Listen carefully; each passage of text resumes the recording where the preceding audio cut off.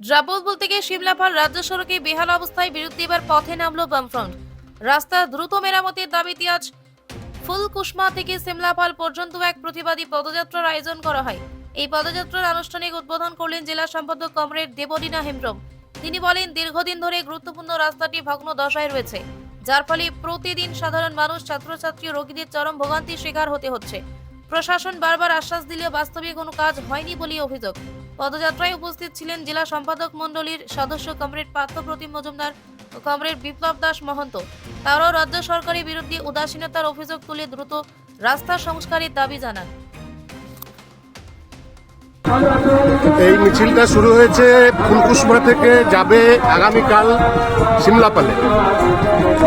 মূল যে দাবি, এই ৯ নম্বর জাতীয় সড়ক মানুষ চলাচলের অযোগ্য, প্রশাসন নির্বিকার, নিদ্রায় মগ্ন।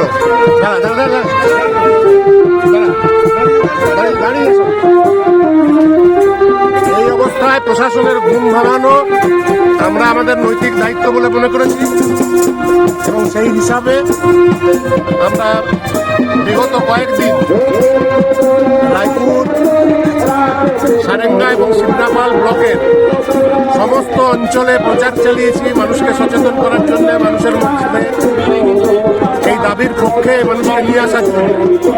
এবং তারপরে আমরা এই কর্মসূচি আপনার নাম পার্থপ্রতিম মজুমদার।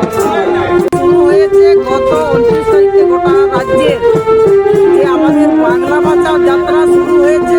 আজকে আমাদের জেলাতে অনেক আগের থেকে শুরু হয়েছে, কিন্তু আজকে ফুলকুসমা থেকে শুরু হয়েছে, সিমলাপাল পর্যন্ত যাবে। আমাদের এই যে বিভিন্ন দাবি আছে, এই দাবি নিয়ে বিশেষ করে রাস্তা, আমাদের 100 দিনের কাজ, আমাদের নারীদের নিরাপত্তা, এই যে সামগ্রিক মানুষের দাবি নিয়ে আমাদের এই পদযাত্রা শুরু হয়েছে গোটা জেলা, গোটা রাজ্যে। বাংলাকে বাঁচাতে হবে, বাংলা না বাঁচলে কত মানুষের বাঁচবে না। সে মানুষকে বাঁচাতে হবে, মানুষের অধিকারটাকে রাখতে হবে, এই নিয়ে আমাদের পদযাত্রা, বাংলা বাঁচাও যাত্রা। ধন্যবাদ। পিস নিউজ বাংলা, সত্যের পক্ষে, শান্তির পথে।